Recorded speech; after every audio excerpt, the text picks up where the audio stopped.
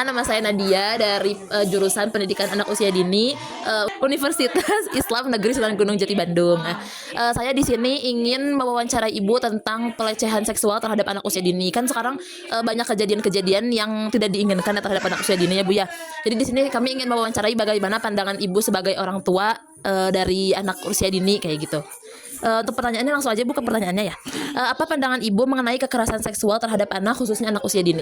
Kenalkan, nama saya Wulan Nopianti. Kalau menurut saya itu seksual di anak usia dini itu emang jadi mempengaruhi psikologis anak ya. Jadi anak itu jadi trauma nantinya gitu. Kadang dulu juga ada kejadian tetangga saya. Jadi dia itu sekolah TK ya, pas di kelas A-nya itu dia ceria. Nah, udah gitu keluar karena mamahnya kerja, dibawalah ke daerah luar. Jadi pindah tempat tinggal karena mamahnya kerja, dititipkan ke sang kakek. Nah, di sana serumah itu sama paman dari suaminya. Nah, terjadilah kekerasan seksual itu pada anak itu tersendiri. Nah, sampai-sampai anak itu yang ceria sampai murung dia teh, jadi nggak berkomunikasi sama teman, nggak ke warung juga mau jajan nggak mau, dia sampai murung aja gitu ya.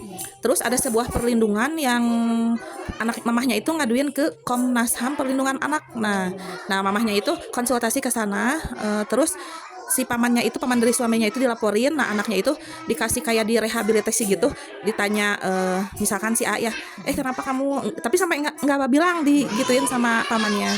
Nah, udah dipancing sama perlindungan anak itu, dia berbicara pernah dilakuin seperti itu sama pamannya. Terus ditanya sekarang atuh biar mau apa, sekolah mau di mana, katanya Bu di sekolah yang pertama awal lagi. Nah, buat menghilangkan trauma anak itu, jadi anak tersebut disekolahin lah di sekolah yang awal itu. Jadi susah menghilangkan kalau udah anak kena pelecehan seksual gitu, jadi emang prosesnya lama lagi, jadi susah untuk menghilangkan traumanya itu. Tapi mamahnya juga dia berusaha, dia juga merasa punya dosa ya, jadi kerja sampai anaknya ketelantarin. Tapi gimana juga mungkin ekonomi gitu ya. Kalau di lingkungan sekolah mah pasti ada guru lah ya, yang susah itu di lingkungan keluarga kita terdekat sendiri. Jangan jauh-jauh ke tetangga, tapi keluarga kita sendiri takutnya gimana. Terus selain keluarga juga, takutnya juga dari YouTube kan suka lihat ya, temennya kan ada yang gimana, nggak tahu kan itu praktek apa kan, ada yang gitu ya itu mah. Jadi itu mah benar-benar kita harus menjaga anaknya betul-betul ya. Iya gitu. Soalnya perkembangan anak di usia 5, 6, 7 apalagi seperti itu ya, emang golden age. Jadi kenangan memorinya itu tersimpan seumur hidup gitu. Ya segitu aja. Terima kasih ya Ibu. Kemudian yang selanjutnya menurut Ibu nih, sejauh mana peran orang tua dalam mengedukasi anak usia dini tentang bahaya kekerasan seksual? Emang sih ya, kalau dijelasin susah ya ke anak-anak, tapi mereka juga harus tahu, tapi caranya pakai bahasa dunia anak gitu, biar anaknya itu jaga-jaga gitu. Tapi kita nggak pakai bahasa orang dewasa gitu. Misalnya nggak boleh jaga aurat, misalkan ini celananya harus segini, bajunya harus segini, harus tertutup. Kalau perempuan itu kayak main laki-laki sama perempuan itu nggak boleh, kalau dulu mah nggak boleh campur ya bahasa Sundanya gitu, laki-laki sama laki-laki, perempuan sama perempuan. Jadi kita terus ngehimbau anak sampai kalau bisa nggak usia dini ya Bu ya, sampai dewasa gitu. Mungkin seperti soal mana bagian tubuh yang tidak boleh disentuh orang lain gitu kan ya Bu ya, tentang mengedukasi anak tuh kayak gitu ya. Oke, baik, selanjutnya menurut Ibu nih, bagaimana sebaiknya kerjasama antara keluarga, sekolah, dan lingkungan dalam mencegah dan mengedukasi anak tentang kekerasan seksual? Pertama-tama dari kita batasi dulu dari HP, YouTube suka ada kan? Kalau misalkan anak lihat YouTube kadang muncul gambar yang itu yang aneh-aneh gitu.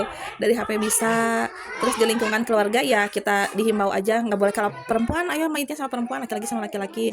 Kalau di sekolah ya kita kerjasama, ngobrol sama gurunya, di kelas gimana gitu.